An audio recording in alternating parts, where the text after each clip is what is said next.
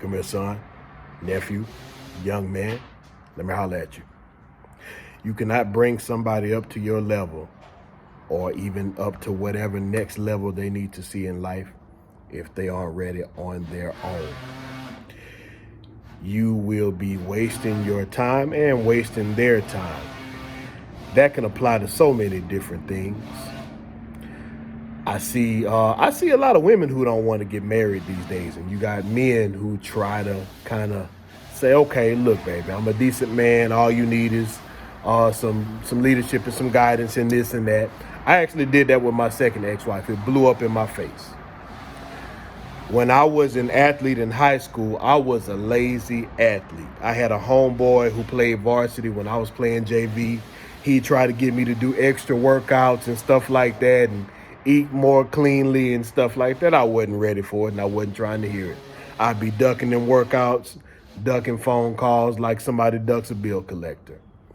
I tried to do that with some relatives of mine. They just weren't ready for it. We had an employee in our company business. I should not have hired this kid. I knew him. He was like family to us. I tried to help him get some things straight. But in reality, I did some things for him to get him.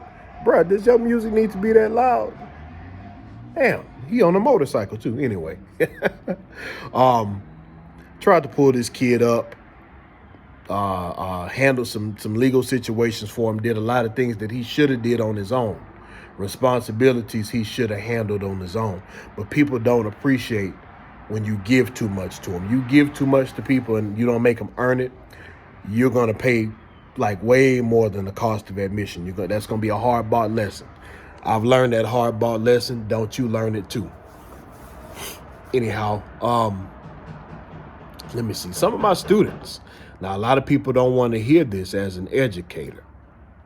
Some of my students are not ready to excel in life. I have to meet them where they are. We call that differentiated instruction in the world of education. And if you don't teach to a way that a child can understand it, a student can understand it, because it's not necessarily just about children, the same situation will apply. People ask us about, or me about, the transportation business. To be candid, what was done was we set up, well, there's more than one thing we have going, but in particular, one thing that's doing well for us is medical supply and medicine transportation, akin to that of being a medical courier. There's good money in that, but people will ask me about it, but it's not 9-to-5 work, right? And when people aren't ready for it, as a matter of fact, I think I'm going to develop a class so people who are serious can learn the ins and outs. Because what happens is you get burnt out when you're trying to explain concepts to people who ain't serious about it. Here, I'll give you an example of me not being ready to move up. I'm at my mechanic's shop, and they're wanting to sell this business, and I'm not ready for it. I'm not a certified mechanic. I could be, if I had the time to go and learn. And I could do a whole manager type thing, but my pockets aren't deep enough for the price that they want for this place, to renovate the building, put staff on, and everything that needs to be done, the insurance and everything that needs to go with it. I've learned to recognize when I'm not ready to take a step up. Even conversations about, some people aren't even ready for the conversations, upwardly mobile conversations. Most people just want entertainment. They want to play. They want to party. And if you talk economics, business, finance, skill sets, or life, just improvement in general, their eyes will start to glaze over and they'll find their way out of that conversation.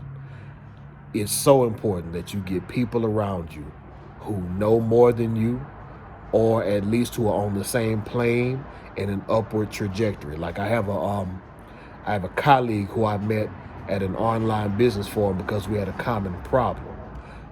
She's doing a website for me. She's helping me with some things that I didn't know about government contracting, because there's some other things I want to do for the company business.